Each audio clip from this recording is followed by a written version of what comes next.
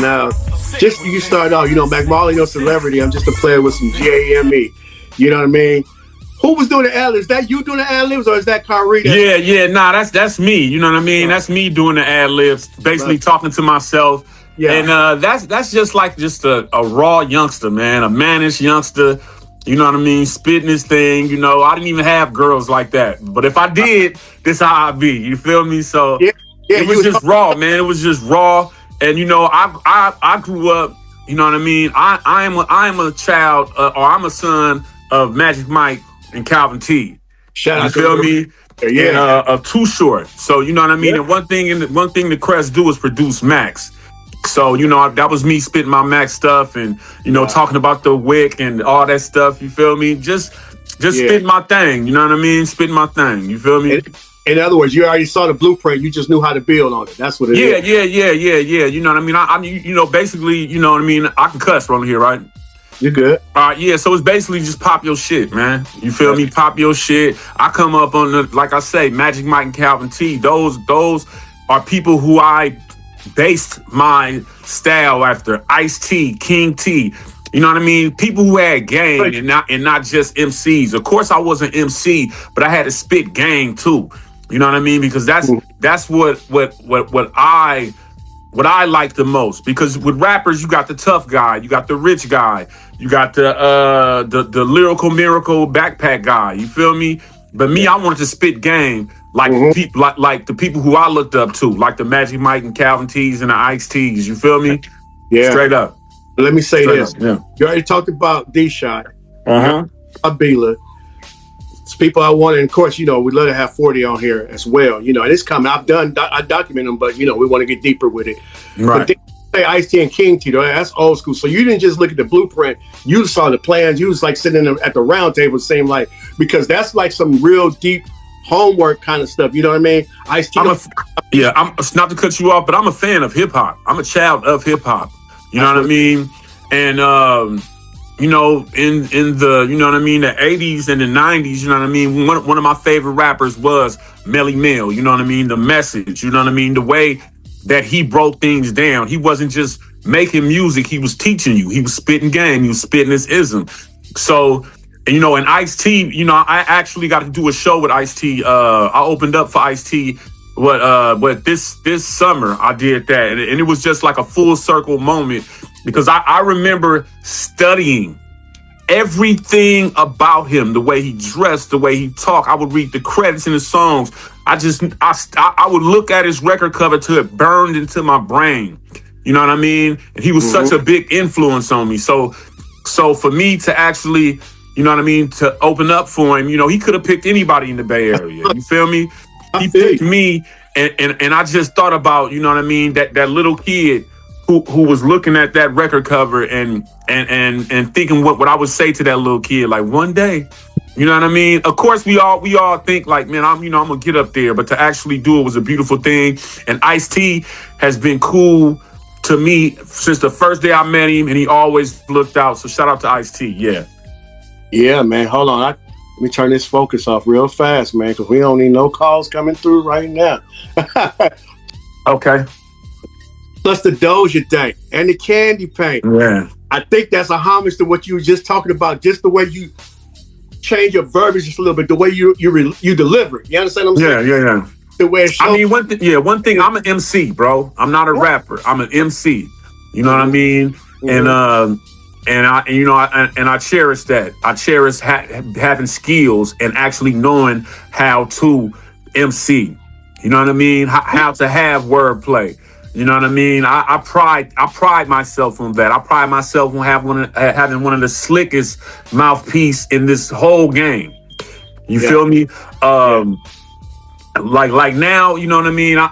No shade, but now it seems like a lot of people, you know what I mean, they pride themselves on the lack of being an MC, and I don't understand that. Well, we know what hip hop was built on, bro. It was always about having something to say initially, the party, talking about what's going on around us, and then it went a little deeper when Rakim came along. But the fact of it remains is this, and I think most youngsters don't understand this part of it, is when you mention the message and all that, you had people in New York telling us on the West Coast what it was like going to New York. and we could kind of relate. We could get a glimpse in our mind's eye of the stuff that's going on. You know what I mean? Then once Too Short and Ice-T came, now they got a glimpse of what's going on the West Coast. Then you had Shy-D with in Atlanta, and their 2 Live Crew, Luke them and everything. So that's when it started to evolve. Ghetto Boys.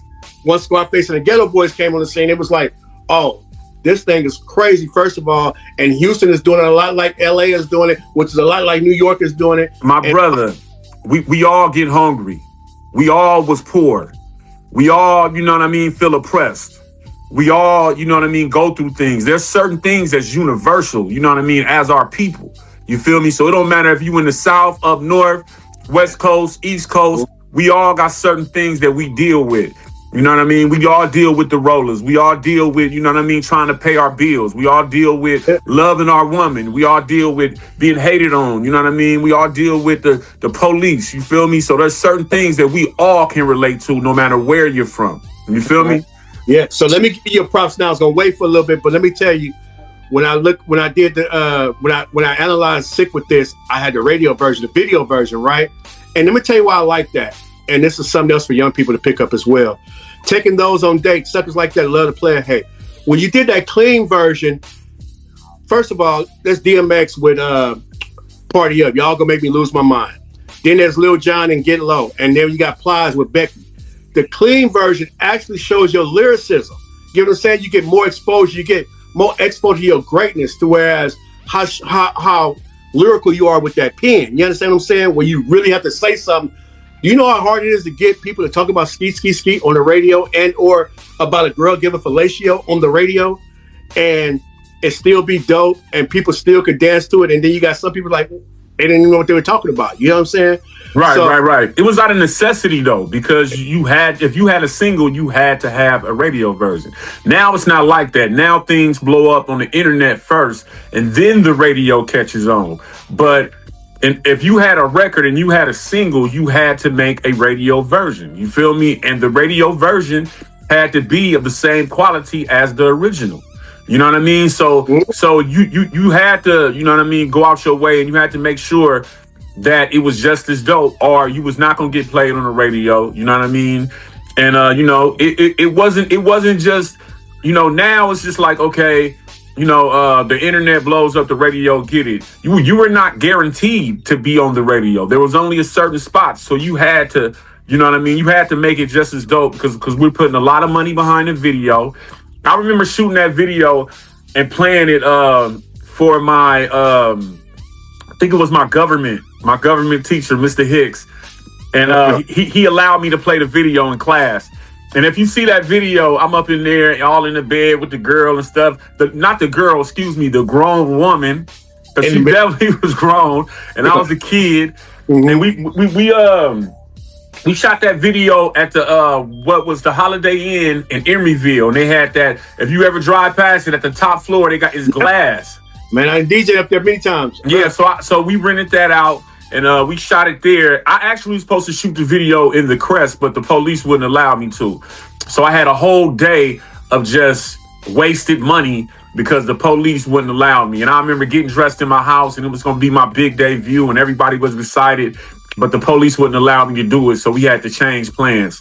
But yeah, shout out to you know what I mean, the woman in the video. Shout out to man, what's my man name? Oh man, it was just basically a family affair, man. You know what I mean? Everybody in the video, and it was my first video, so I was very excited about it. And yeah, man, I was a kid in school, man. I had to go to school that Monday. And look, it wasn't a lot of videos out back then. So you in school, I know you was claiming all the fame to walking them hallways and holding eyes. Yeah. I mean, it was just, you know what I mean? It was, you know, a lot of times when you in the middle of it, you know what I mean? You don't you don't get a chance because you're doing it. So you don't get a chance to step back and see. But now as I'm older, I think about those things all the time. And it was just a special time, you know, with special people. A lot of the people in the video is no longer here. You know, rest in peace them. And it was basically the start of everything. Now I got